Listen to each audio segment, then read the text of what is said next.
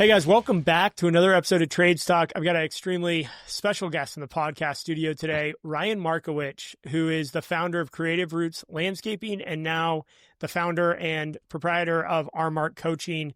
He's a Leanscape advisor, great game of business, certified coach. We've got a lot we're going to dive into today. So Ryan, first off, just welcome to the podcast.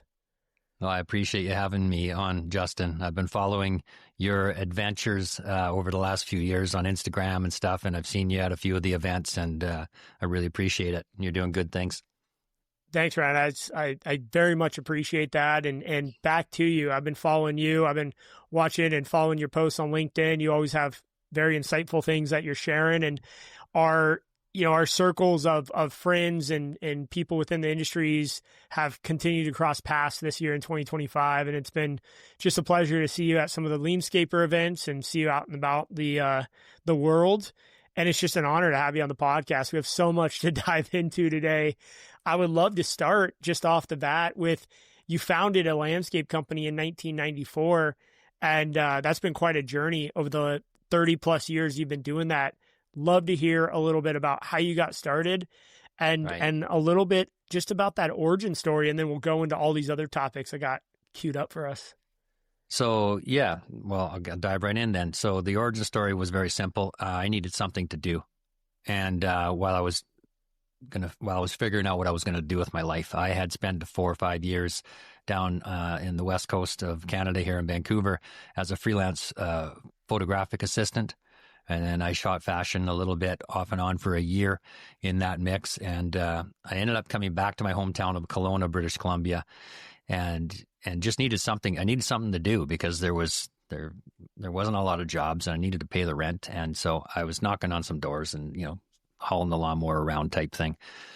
And I've always been good with my hands. I always say I was a straight A student in grade 12. I had woodwork, metalwork, art, and a spare. Nice. But, I was good at that stuff. So I recognized opportunity very easily. I've always been a student of self-improvement from the very early days of maybe age 13 or 14, listening to all of Brian Tracy's stuff and listening to Jim Rohn and Maxwell and all those books that were influential in people's lives. And I always loved playing sports. So I love competing. I love winning, not to beat the other team, but just to win, like just to show that you can do and be more. So, so one thing led to another.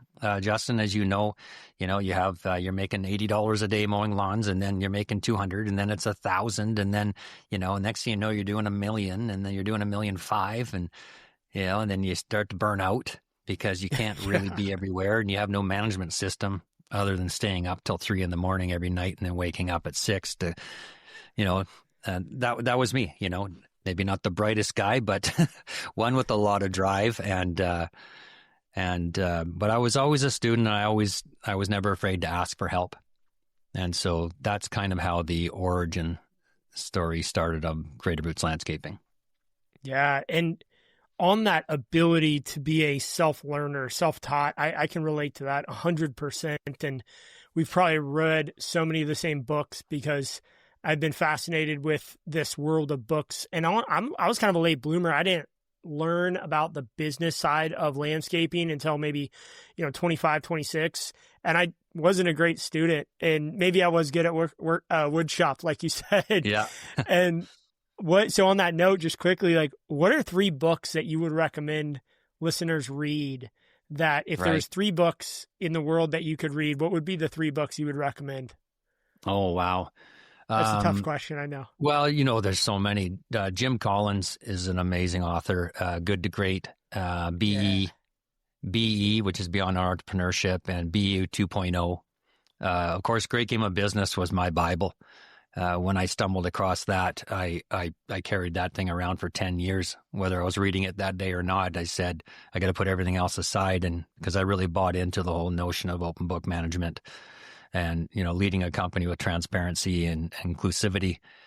But there was subsequent books to Great Game that were written in that series. There was Get in the Game, and I could go on. There's so many, but there's some good ones right there.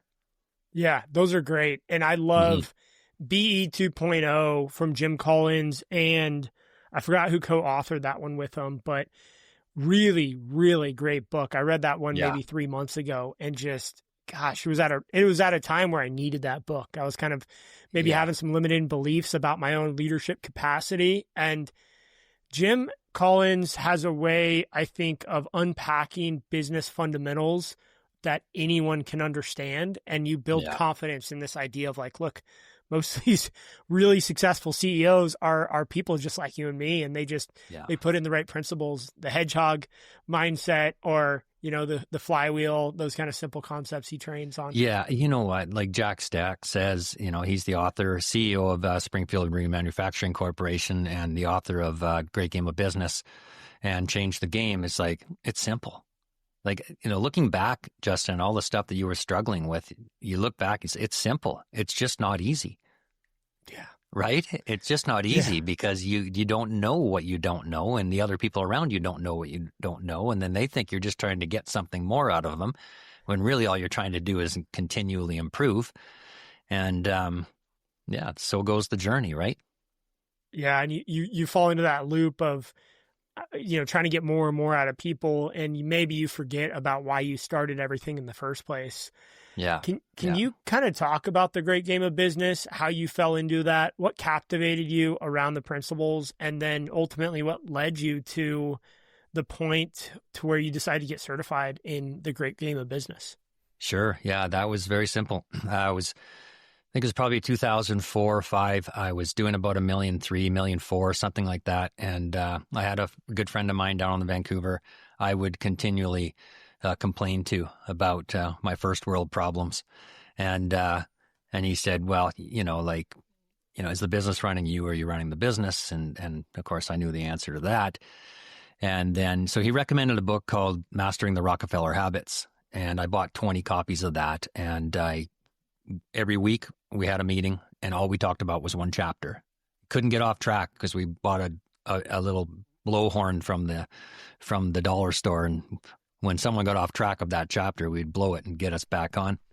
Nice. So we did that for the better part of a season, and at the end of that book, going to the gazelles.com website, Vern Harnish had recommended and still speaks very highly of Great Game. So what's this Great Game? So I read the book, and I said, man, I got to go down there. So I flew down to Springfield, Missouri, and did a 2-day get in the game workshop, discovery. And I was, just listening to the people on the shop floor and talk about the numbers and seeing all the scoreboards everywhere. I said, yeah, this is for me. And so I came home and I said, I got to run the business this way, or I don't want to run it at all. And I just never looked back. I joked when I was first down there. I remember telling the guys, Rich Armstrong, who was the president at the time, saying, I'll come down in the winters when I'm not working. I'll sweep the floors. You guys teach me, and I'll become your first Canadian coach. And I never did. They never took me up on that offer, although I'm very good at keeping things clean. But anyways, I did. I became the first certified licensed coach for the Great Game from the green industry. There are other coaches that have implemented with green industry, like Ryan's Lawn and Tree. Like, they're a Great Game company. Oh, yeah. Larry Ryan, right? Yeah, amazing incredible story. company. God. Yeah. And so anyways, I became the first guy from the industry and the first one in Canada. And that's how I got into it. Wow. So for those who don't know about the Great Game of Business, I had the honor of being introduced to the concepts of Vern Harnish and the Rockefeller Habits when we were at that same size, like 1.5 million in revenue, and I was just taken over. Went to one of the scale up workshops, and I don't think it was Jack Stack, but maybe it was the person you mentioned who was the president there, spoke at the event about the Great Game of Business. He was one of the speakers. That would have been Steve Baker. Okay, yeah, I think it was Steve Baker, and great guy. I mean, we're going back 2015. I just remember being enamored by the idea of sharing this data with our team, and we've become a bit of an open book company. But, I would just love to hear it in your words. What is the Great Game of Business for those who maybe haven't heard about it before? Good. Okay. So the actual Great Game of Business is simply the name of their business. right? Yeah. They called it that because, business has rules, just like a game. Business has players, just like a game. Business has an outcome, just like a game, win or lose, and everywhere in between. So that's why they came up with that name. It was basically founded on the notion of open book finance, but taken a bit further. There's a lot of people that think if they share the numbers, they're doing open book management. And sure, if that's your interpretation, that's great and all fine. But open book management takes it way deeper, where you are literally involving every employee in one way or another through surveys, through conversations, through involvement, through getting them to track KPIs or report on KPIs, or just in the entire notion of understanding what the financial statements and all the other scoreboards mean, that you are engaging people in a way that I would say appeals to their higher sense of intellect. And you're not just asking them to do the one thing, which is shovel or mow lawns, which is totally fine too. But you're actually getting a lot more from people, but they're getting a lot more from it as well. So there's a thought that I heard from Ari Weinswig. He said 1 + 1 = a lot. I like that. And I was like, I listened to that and I read his take on it. And I was like, that is it. When you have people doing more than just their one thing, and you get them involved and appeal to their sense of thinking, then it really works. So in essence, the great game is much like Leanscaper. It's much like mastering the Rockefeller habits and scaling up. We're identifying what winning looks like as a team. We are very clear on our vision, values, mission that guide us through there. Our vision lets us know at a certain point in time if we've reached our destination, then we would rewrite it for another 10 years or whatever it is. And then we're identifying on an annual basis what are the most important things, 1 to 2 things that we need to focus on, the what, in order to keep us on track to our longer term objectives or vision. And then the KPIs are the how. Those are the things that you talk about, because what gets talked about gets done. So, and then we tie rewards like profit gain share to the critical number, which is the 1 to 2 things that you need to focus on. So people have a stake in the outcome that way. And so basically the great game is a system, it's a process, it's a way of doing business, it's a methodology, but most of all, it's a philosophy that when you teach people business, just like you teach them about a game, they will take it and run with it. Yeah.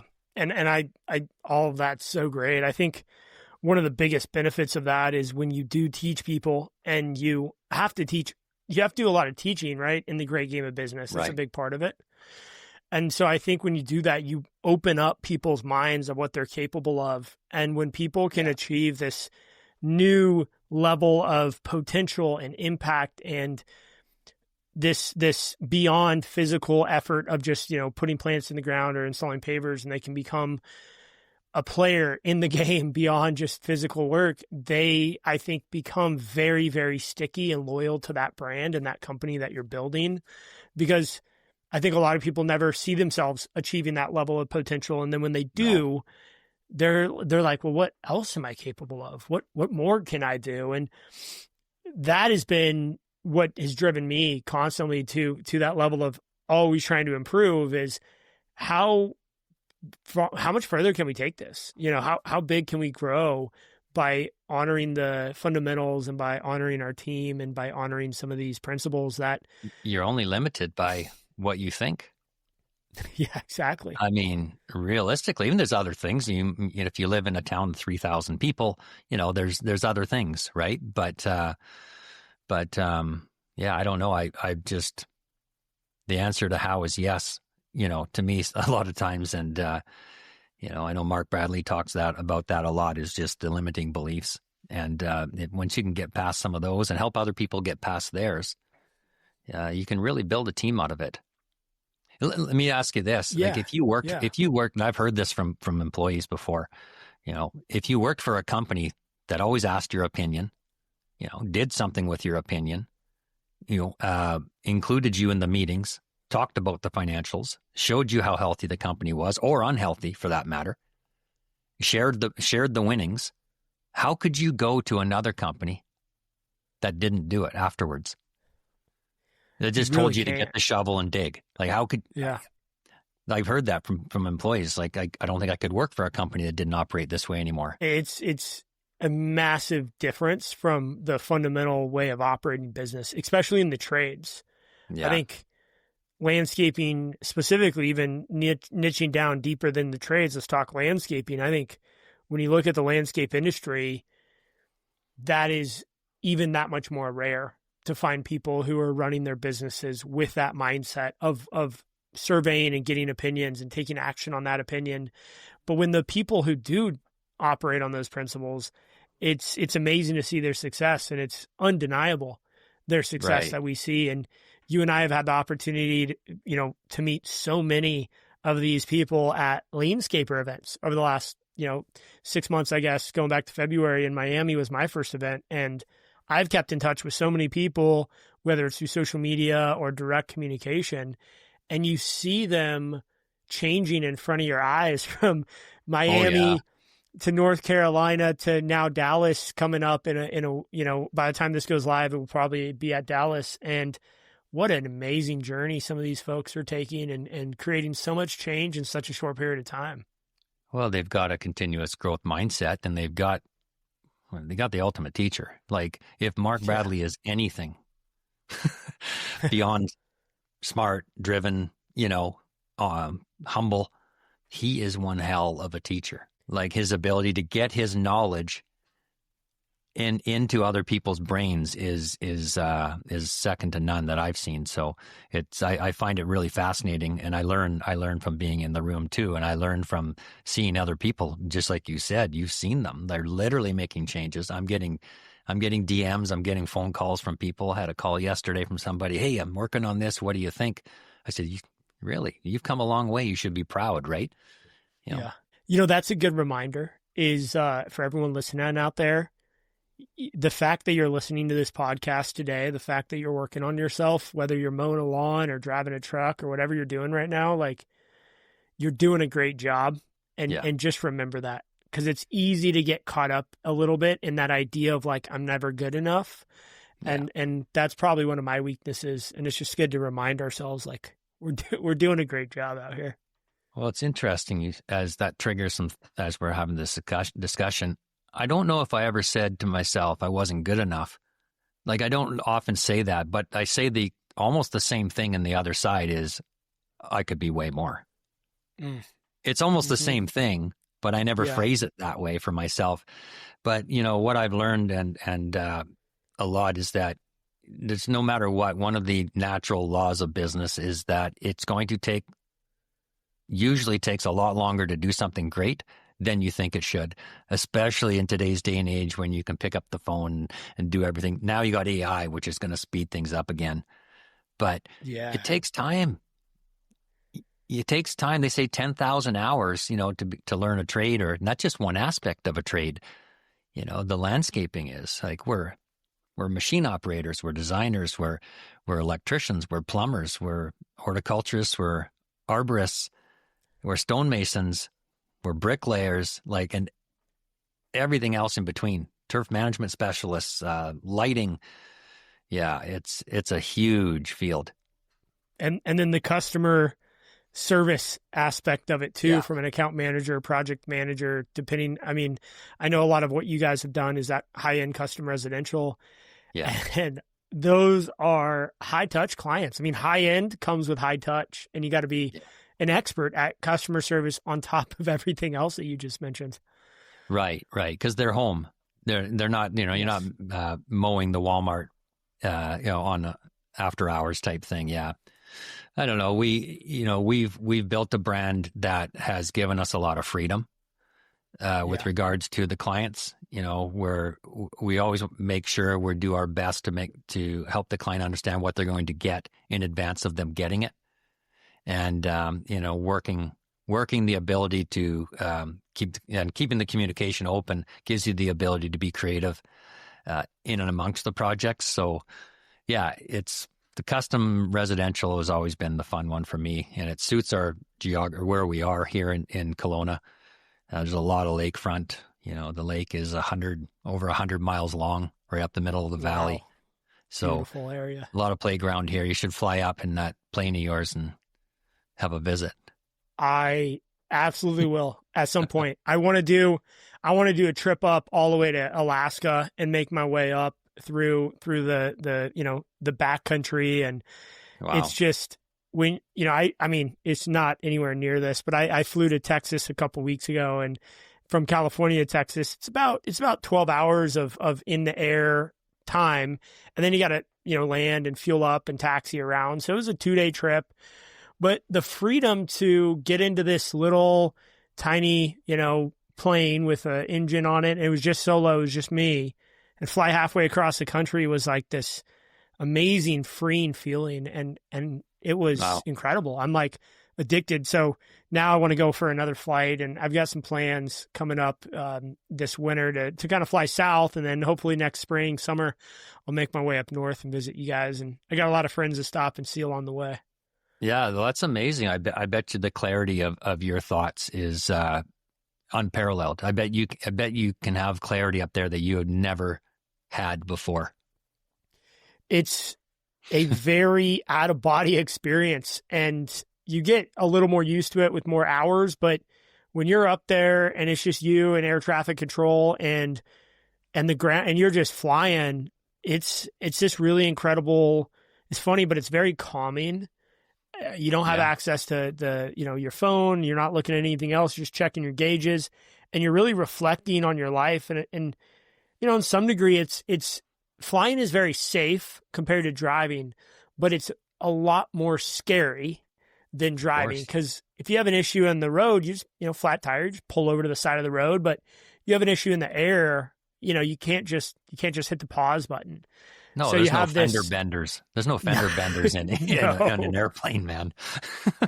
Yeah, you have this you in the back of your head, you have this like constant monitor of like if and when an emergency happens, you're running through the checklists, and it's almost every 5 to 10 minutes you're kind of, okay, what if my engine goes out? Okay, what if I run out of fuel? What if I have an oil pressure drop? Like, there's so many things that can go wrong.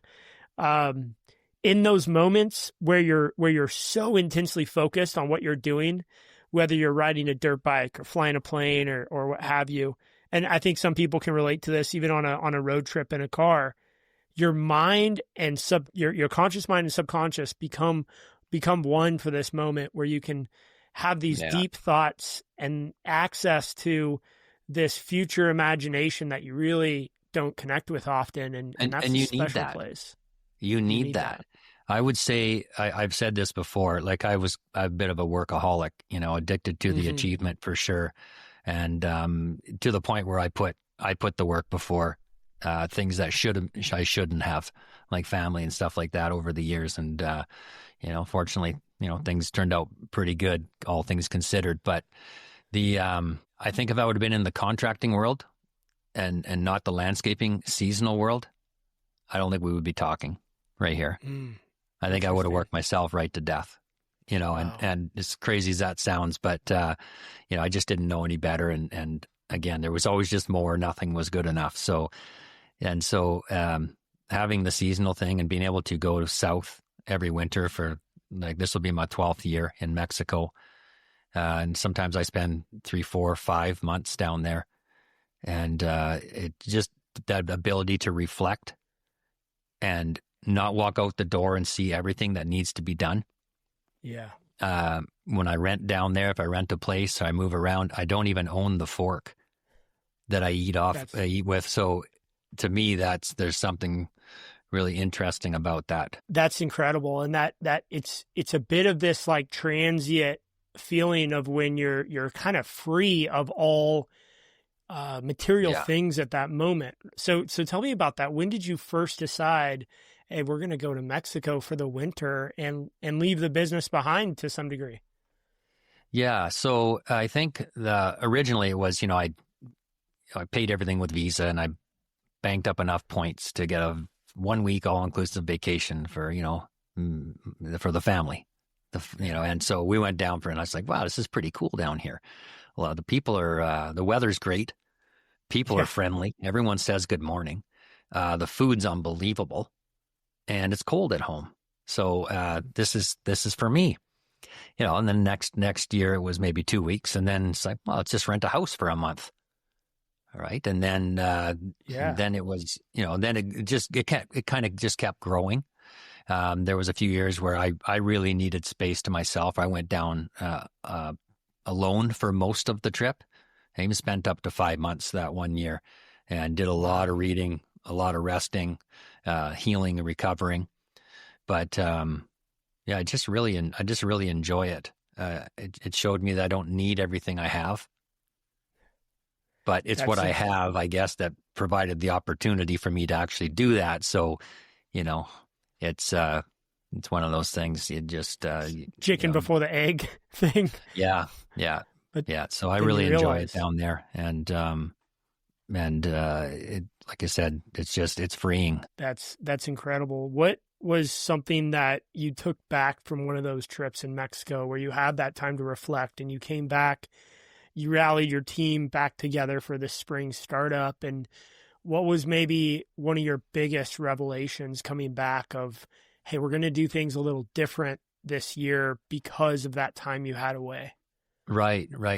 So, in the beginning years, I was probably reading the book, The E-Myth, for about the fifth time, and just sitting on the beach and visualize this company as it sat in, I think you just have to open up the book again. I still have that written vision, but it was about 60 people in that particular vision for a certain point in time. And I had spelled it out right to how much everybody's making and every division, who had a helper and who had an assistant. So to the clarity on what it looked like, maybe not when it was done, but at a certain point in the future, was one thing that I could bring back and share with others, as opposed to, we're going to make it till 5 o'clock today. And that was the vision. Yeah. And so this is what it could look like in this period of time was one. But other than that, it's just small things. If you go down there and you go for a walk every day and you're listening to Jim Collins, you're taking notes, and, you can implement, a better meeting rhythm. Alter the agenda a bit, a different way of teaching people, building out forward forecasting organizational chart exercises, opening up your mind as to what, financial ratios are and what maybe we've been measuring. Well, maybe not the wrong thing, but maybe we could measure something that would have a better impact on where we're trying to go. So there was always something, Justin, on that. Yeah. On the cultural side, I love the architecture. I love the 300 to 400 to 500-year-old history from when the Spaniards came in and invaded Mexico, and it's pretty interesting. But the customer service down there, incredible. It's unbelievable. Like you'll go into some places and they're like, it's mind blowing, the level of customer service, and the passion I think they have too to deliver that. Yeah. So I learned a lot about that, and I enjoyed that. I even interviewed a kid. He was like 12 years old. He was bringing people into the restaurant. He was out there calling them in. He had the gift of the gab. He was going at it. And I said, dude, I'm coming back tomorrow. Can I interview you? And that was fun. Yeah. And in the end, he said, I'm just trying to help my family. You're trying to get to the core of why he was doing it. And he said, it's fun. My uncle's here and we're doing this, and, it's a family business. We're just trying to help the family. It's like, wow, that's a noble cause. That familiar aspect, that's a huge, that I think is at such a foundational level in the Mexican culture down there. And I think we've maybe lost that to some degree up here in the North. And there's a lot of people I talk to at these events who say my purpose is my family, and that's why I'm doing what I'm doing. But maybe we miss that connection sometimes, because we get into that cycle, that fight or flight cycle, where we're up at 6 a.m. and we're pretty much on until we go to sleep. And I'll admit, like, I've been a little bit in that cycle lately because we've had a tougher year than most this year. Growth has been really, really tough. And we have had to, kind of reset every quarter at a big level versus, oh, hey, we hit all of our goals. Great. Let's go to the next quarter. This quarter is like, hey, we hit some of our goals, but not these. Why is this happening? And it's really pushed our team and pushed me as a leader to look deeper within. And every time I come back to the purpose and why I'm here and why I'm doing this, because if not, I think we find that level of burnout it just comes really quickly if you don't have that deep level of connection and purpose to why you're doing what you're doing. You can say it came quickly, but it's the final straws. Yeah. Like it's there. You've been building on it, I'm sure, just like I had or anyone else. It's just like, it's just that tipping point. You're near the top more often than you're not, I should say, if that makes sense. Yeah. Yeah. And we're getting older. I mean, you've got a plane. I've got properties. Like what do we really need from it is the question. After that, right? What do you really need to be happy? And I've learned that from being down there as well. So much so that this year I'm running, and it'll be the first ever, and it's going to be a retreat for landscape business owners and part of their team if they want. I think I'm going to maybe start with about 14 people. So we're going to run a week. Not positive on all the details yet, but it'll be kind of an authentic experience. I had a couple from North Carolina join me last year just on a personal level. I took them to the ruins, took them to an old, Henneken factory, took them to the beach, took them to the markets, took them fishing, and they just had a blast. I said, well, there's got to be more people that'd be interested in this so we can work on their business a bit and enjoy the culture and just get a reset. That's incredible. I have been on some of those retreats over the years, and I always come back with a completely new set of, I don't want to say a new set of values, but a reinvigoration of the values that I already hold true. And I kind of have this confidence coming back of I am on the right path. Right. Because when we don't look within and we don't meet with people like that, I feel like sometimes we're self-destructive in our own success. So That's incredible. If someone's listening to this and wants to get in touch with you for that retreat, what's the best way to do that? DM me on LinkedIn would be the best. RMark Coaching.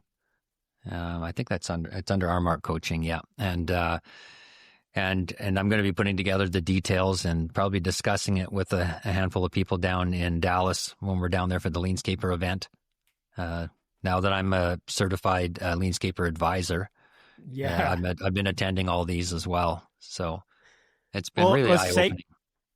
It's truly eye-opening. And so I want to segue to that. And Leanscaper has been obviously a huge, huge topic of the industry in 2025. Mark and his entire team have done such an amazing job with the launch of that brand. You're now a Leanscaper advisor. Tell us a little bit, what does that mean to be a certified Leanscaper advisor? What does it mean?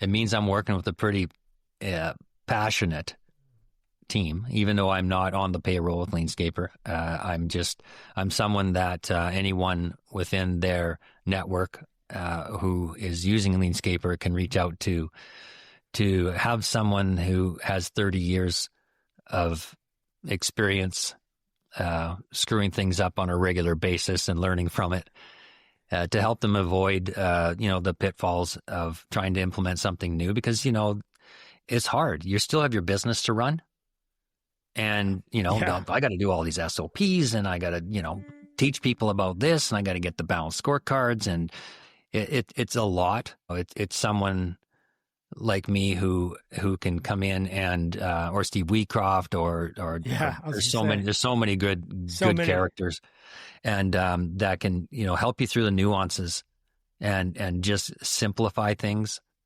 and help you get set up and avoid struggling trying to implement while you're still trying to run a business. Yeah, that's a tough thing to do, is to implement something that is going to help you, but also continue to run the business at the same time. Yeah. And I think a lot of that, so when I was with Great Game, and when I teach Great Game or coach Great Game, we don't do it with just owners. We do it with teams. We put together a design team of people within the company. It's a cross section of people that have proven that they care enough about the company and themselves to do well and realize the company's the product. And when you serve the product, when you take care of the product, it'll take care of you, so to speak. And so it's interesting. I always encourage people, owners, to take someone from their team with them as an accountability measure, because owners are hardest people to hold accountable, I found. And so that's what it's really been nice to see at these Leanscaper events, the number of people who aren't owners in the crowd. Like that really, I think, changes the game, is when the owner has someone to come talk to. Otherwise, the owner goes to these retreats. It's an EOS, it's an EO, or whatever it is, and they come back, they're all fired up, and the people are rolling their eyes like, we're going to add another meeting. Like they don't understand. There's not enough context to it, right? So, you're trying to explain to them all these profound ideas that you came up with, and they're just like, all they're hearing is more work, more work, more work. They don't understand the backstory because they weren't there. They weren't in the room seeing 100 grown men cry. Like, like super powerful, right? It's like, holy shit. Like, wow. Some pretty humbling experiences in those rooms, or listen to Steve tell his wild stories on stage. Fun stuff. He's the best storyteller. Oh, it's unbelievable. Yeah. So, and he only lives about 7 hours from me, 7-hour drive. So that's not too bad. I have to make it up there sometime. But the Leanscaper thing's really, really amazing. I'm pushing. I don't lead our company anymore, Creative Roots. I'm a 15% shareholder. I have no active role. I have no salary, no wage from that company. I take a dividend annually. That's it. And so I go to quarterly shareholder meetings, and I put my nose in the mix probably more often than I should, being that the facility's right next door to me. And that's hard not to. Yeah, but I'm really encouraging them because, I don't think there's a lot new outside of the way business is being taught, and the AI aspect to it, the mission, vision, values, all that stuff, KPIs, critical numbers, profit sharing on some level, treating people well, teaching them, training. That's always just been good business. Yeah. Right? Yeah. And so, the fact that Mark's able, the way he can collect all of that into one circle is really incredible. Yeah, there's a lot of basic fundamentals that I think a lot of people are doing, whether it's the Rockefeller habits that tie into that, or the Great Game, or others. But it's the way, and I haven't seen this before, it's the way Mark is able to take those principles and then apply it to the landscape industry, and so niche and focused. I've been to a lot of conferences that are just business conferences, and I've been to a lot of landscape conferences, and never have I seen someone who can articulate the fundamentals of business so simply and then apply that in the same sentence, in the same speech, to landscaping. Yeah. It's remarkable. That's the magic. It's remarkable. Right. It is. Right. I mean, it took a lot for me to cross over from Great Game, because I'll always be a Great Game open book management guy. I am the open book guy in the industry. Being the only one that was certified and been doing it for 20 years. And like I said, made every mistake in the book. But, for me to cross over to join Leanscaper, especially in a startup, Great Game's been at it 40 years. It's just, in its own way, what Mark's doing is open book management in its own way. And, just getting people involved and being inclusive and transparent about what winning means, and harnessing the power, the wisdom of the crowd, really. Mm-hmm. Really hard. You can have, the owner's always going to kind of direct things to some degree, especially until they have more people involved in creating longer term visions and all that stuff. But yeah, so I'm pretty stoked to be a part of that now. And look forward to helping a handful of people every year. Companies do better business and get more from what they do every day. Yeah.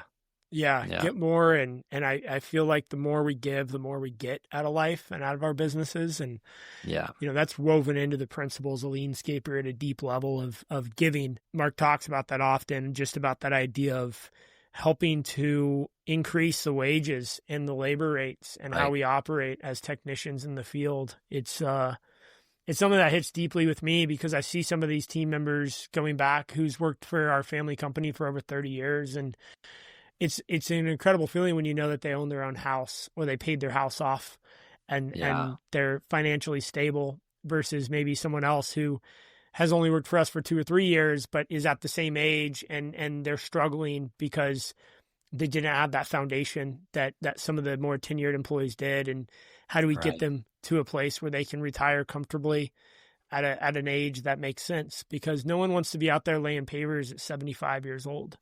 Let's face it. They want to be on a beach in Mexico. I can barely do it. I'm doing it now at my own place. I can barely do it. I'm 56 years old. Had to take yesterday off. You're all sore. Oh, I am totally. I found some muscles I hadn't used in a while, but for sure. But you're right. And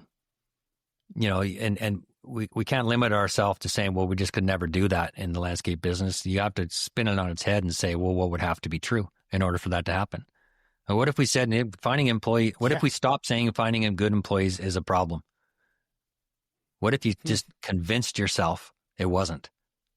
What would have to be true for you to convince yourself that finding and keeping good people wasn't an issue? Yeah. You want to talk about solving a problem. Well, we'd have to be better training. We'd have to treat them well.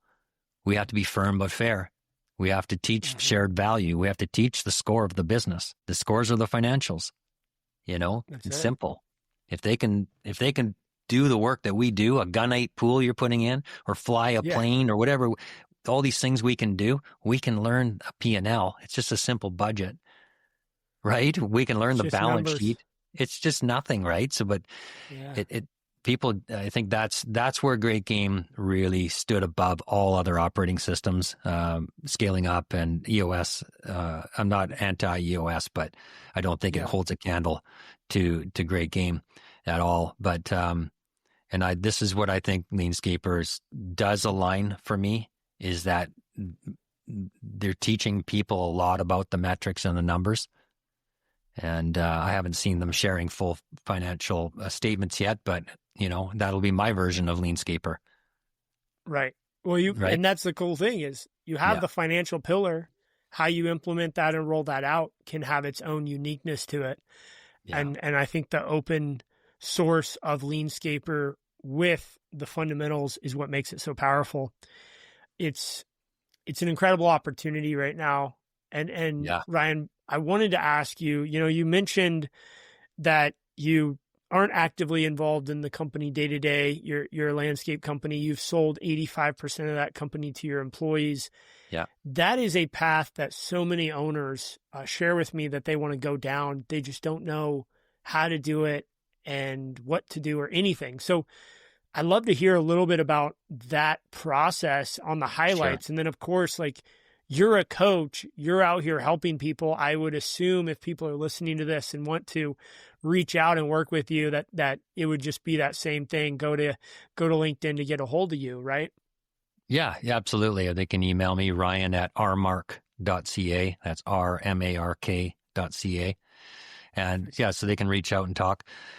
But, I've learned a lot from the experience. When I first thought about selling, I was kind of reaching burnout, and I said, forget it. I don't maybe not have enough for the rest of my life, but I have enough to regroup and do something else. And I learned a lot from trying to sell it, because the two guys I thought would take it just like that, because it was a hell of a deal. I didn't go off any huge enterprise multiple. I did a very modest sale. They weren't chomping at the bit. And I realized that they didn't want to become me. Right. And I'm telling you, there was a pretty humbling experience, because it's like, well, okay, I have a truck and the houses and blah, blah, blah, but that didn't mean enough to them. They didn't want how I was. You know, and a friend of mine said to me one day, he said, are people leaving you or are they leaving the business? And I said, wow, it's interesting, right? So I got down, I went down the road of the thought that ownership had to be taught.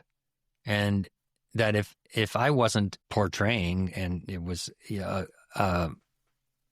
something better from being an owner, then why would anybody want it? So I had to really look hard at what I was doing. Anyways, I'm going to get back to your question.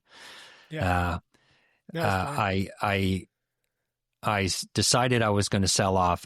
I decided who was going to join in. I decided how much each person was able to buy in. They had to come up with 25% of that amount themselves, and they could, as a minimum, they could finance the rest or somebody else. I ended up financing the rest for them on an annual basis. They got their entire dividends. They had to pay me 80% of their entire dividends on an annual basis, plus interest, which was prime plus 2.5%. And that was my take. And then I didn't touch their salary. It just came out of their interest. So it was in their best interest for the company to do really well because they got this big dividend check. They were just paying down their debt, which was great because, you know, on their money they put in, some of them were making 125% annually on the money they put in, which was like, it's unheard of, right? So, and that helped me solidify the notion that you get paid for what you do and you get a return for what you own. And there's a huge business lesson there, even for employees who think that the owner always has too much. And maybe the owner does have too much. I subscribe to the notion that there is such thing as enough. So my lifestyle is pretty humble, in my opinion. Maybe not everybody's, but you know, I got 30 years of an investment. I expect a return. It's mine. I own it. I expect a return. You do that from your house. You do that from your RSPs. We're in Canada. You do that from your 501ks, 401ks, I should say. 401k. Yeah. Yeah. All that stuff. And so anyways, that's kind of what I did. And then we just decided that we would continue to sell as we grew at potentially a ratio of 1 owner to 5 employees, but not set in stone. We have a very mapped out mind map and document for a path to partnership application. Every September, it's announced by the current partners whether there will be an offering. So my son ended up buying in, and he bought in just like everyone else. He bought in at 30%, and now he is acting CEO and general manager, and he moved up from the maintenance division. Matt owns 30%. Colette in the office, who's been with me for about 15 years, is now, let me see, I'm going to do something here. Sorry. Yeah, no worries. Sorry, my phone that was beeping. So Colette's 15%, and the last 2 we brought in were Rick and Zach. They're both 5%. And so, incredible. You know, I said I wouldn't participate for less than 10. Yeah. That's just kind of a legacy thing. But I also said if I'm not providing value, because I think the company comes first, even beyond me, that you guys could vote me out and there'd be no hard feelings.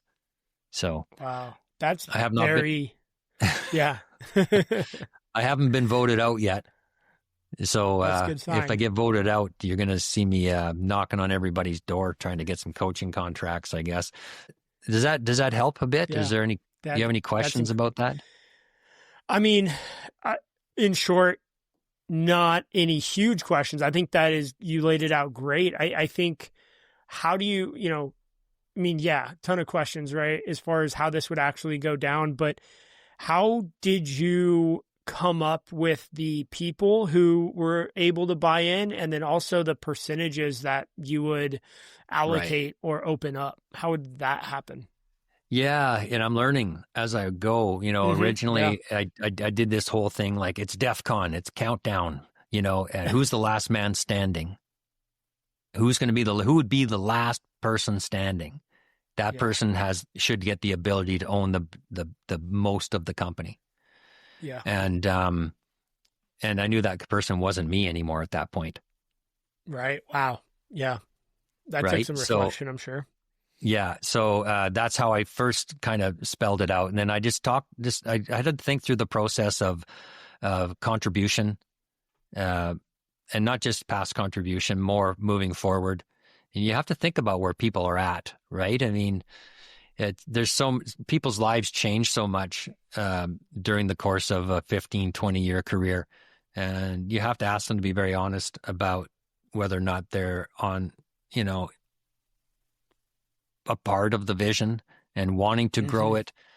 So we always say we're not the same, but we're on the same page. So that's good enough. You know, we go for an 80% across the board vote on pretty much everything we do, including financial plans, cultural plans, critical numbers, drivers, all that annually.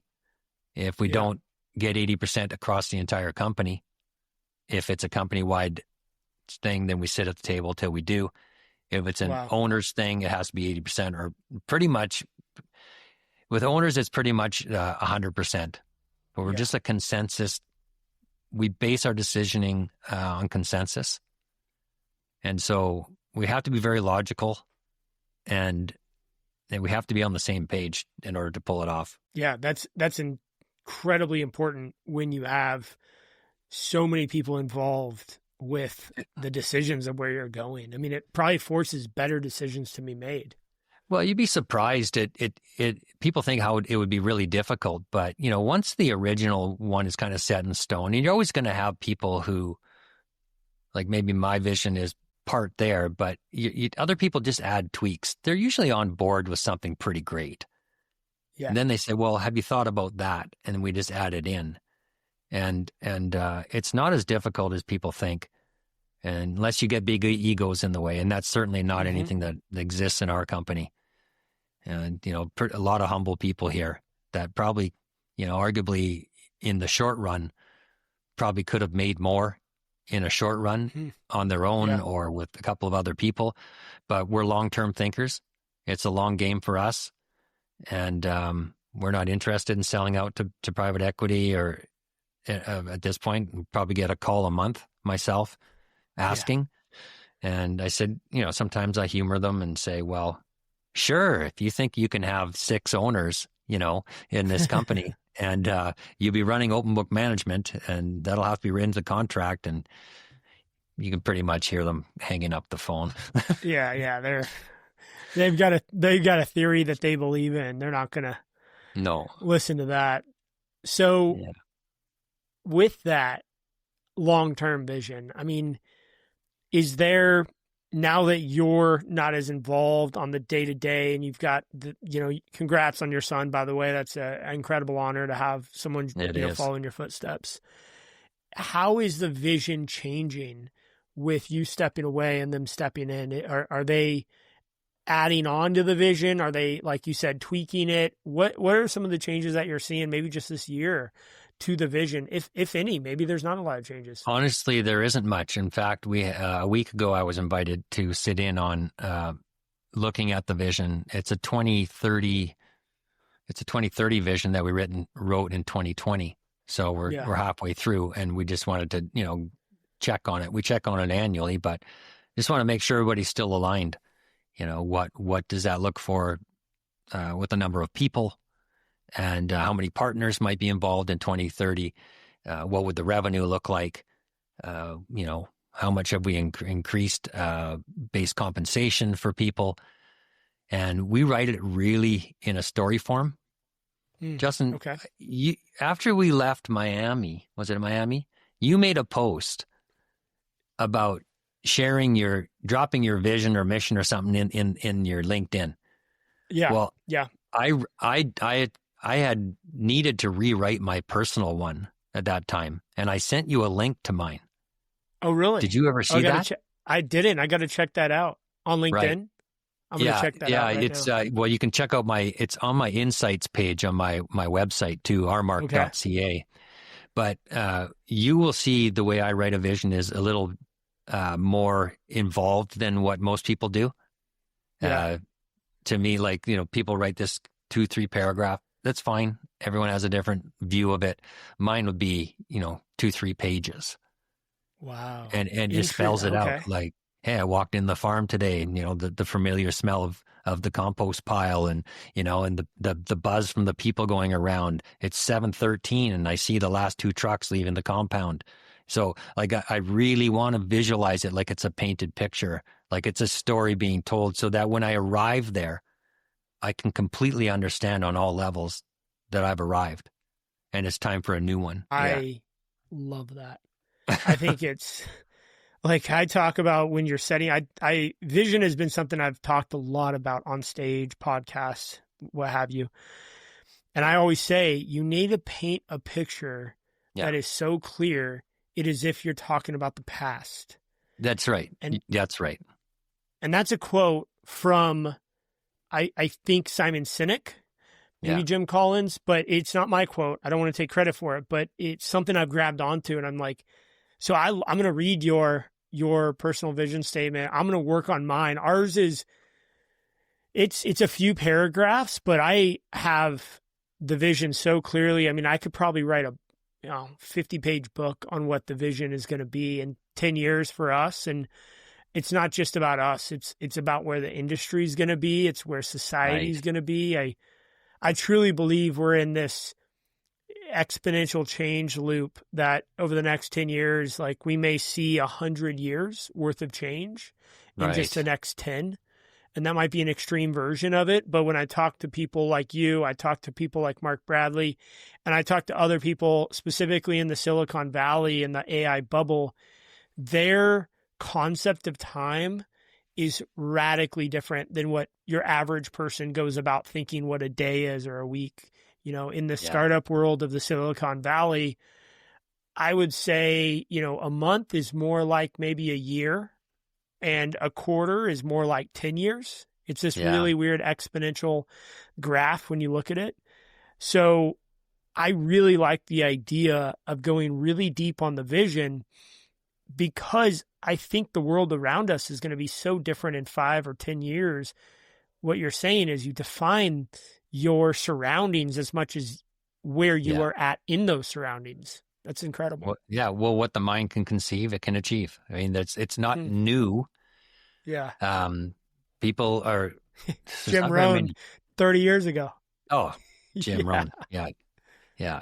Don't ask for, Jim Rohn I've seen him live before he passed about 25 years ago. Amazing guy.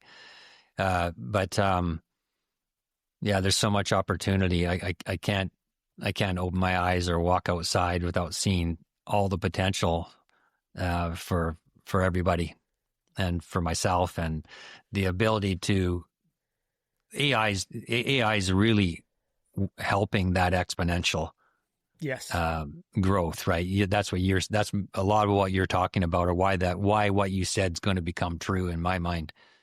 So it's interesting stuff. Yeah, it's the people who are going to make everything come to life and come to fruition.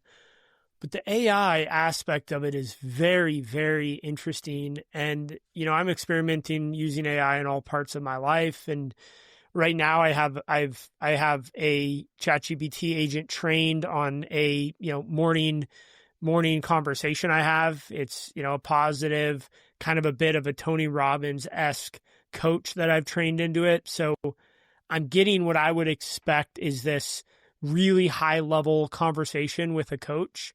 And I get to do it every single morning for 10 minutes, and I don't pay anything for it, which is really kind of an interesting aspect and almost a negative aspect. I think when you put your money down, you kind of tend to follow through on things. So I'm struggling with that a little bit. But yeah, it's kind of amazing. You can upload, thousands of pages of coaching content to an agent in whatever platform you want. I'm just going to say ChatGPT. And then you could just have it, ask questions based on the thesis and training of the content you've uploaded. So you can create a Jim Rohn, Tony Robbins, Jim Collins. And when you pick authors like Simon Sinek, you just download their entire book, you upload it to there. And now everything is kind of in this ecosystem of the why before what and everything else, and Leaders Eat Last, Right. and all the amazing books he's written. So So what you're saying is yeah, if there was no excuses before, there certainly isn't any now. absolutely. There's no excuse. It just comes down to execution and what you said. If you can believe in yourself, you can attain greatness, and you don't need everything. No. You just need enough. And so what's enough for you, I think, is a really, really difficult but important question to identify and ask yourself regularly. Yeah, I mean, I think if you use the hot pen technique to write your vision, you just never try to solve the how or the that or anything in your vision. It's just, what does my life look like? What does it feel like? What does it smell like? What does it look like? And just jot it down. 15 minutes with the hot pen. Think about your spiritual and your cultural and your physical and your romantic relationships. What does it look like in 10 years from now? If it was ideal, make sure it's hopeful. Make sure it's inspiring. We do the same thing with financial planning. That's why we don't call it a budget. Call it a financial plan. It's got to inspire us. I like It's got to be hopeful, right? And you just write it down. What would have to be true if we were super stoked about the win? And Justin and I, we say, in 10 years from now, we went to Mexico together because you're going to join me. You're going to fly down, and we're having a beer on the beach, and we look at each other. Holy shit, Justin, that was great. What an amazing 10 years. Hey, thank God we did what? What made that true? Thank God we knew what winning looked like. Thank God we focused on, the people. Thank God we did. So just the answers are there. A coach is someone who can drag them out of you at times, but so can an AI agent. Yeah, but there is no replacement for that human connection that, fair enough. You get, especially on those retreats. I think that's where you explore a different level of connection to your future state and where you want to be. Yeah. Well, the body language, we can read each other when we're talking about something, and maybe that's a big part of it. The emotional connection. It's definitely there. And I think you've mentioned this multiple times now, is what needs to be true for this to happen. Yeah. What a great question to reflect on as you guys who are listening to this think about where you want to be or what you want to accomplish, or like you said, do we really have an issue hiring and finding talented employees? Do we really have an issue with recruiting and retention? And if those issues were to disappear, what would have to be true? That is such an amazing way to solve problems in your it's just, you got to put your blinders on sometimes. It's like, I'm so sick of hearing I can't find people, and you're pointing your finger at yes, there was a baby boom. Yes, we're coming to the end of that. Yes, the talented people are retiring, et cetera, et cetera. But it is what it is. So put your blinders on and ask yourself, what would have to be true in order for me to win from this situation, and take the share of the market that we deserve, right? Yeah. I love that from the competitive nature of being in business, is in any market, whether it's a huge market or not, COVID or not, whatever, it equals 100%. Yeah. All you need is your share of that market. So how are you going to prove yourself to the market and to the people that you deserve that share? You got to be better. You have to. That's what continuous improvement is. That's what Leanscaper is. That's what Lean is. That's what Great Game is. That's what we're doing here. Yeah. And I said in Miami, I said, when you have the best people in your market, you have the best competitive advantage you could ever have. Yeah. And you can only have the best people in your market if you truly deserve them. And that takes a lot of work to get there. Yeah, no shit. Pardon my French, as they say here up in Canada. Yeah. I've learned that one the hard way, and continue to look at myself in the mirror. The mirror test. Well, Ryan, this has been such an incredible conversation. I'm so amped for where we're at in this landscape industry, where we're going. Thank you for sharing so much of your wisdom with us today. And I wish you well. I look forward to hearing more about the Mexico retreat. I might have to join you guys on that one this year. Sounds good. Well, you'll have to get your name in there pretty quick. So we'll chat in Dallas here in a couple of weeks. All right, man. I'll see you in a couple of weeks. Thanks so much. And all you guys listening out there, like Ryan said, if you want to reach out to him, DM him on LinkedIn, send him an email. And yeah, Ryan, thank you again for being on today. All right. Thanks, Justin.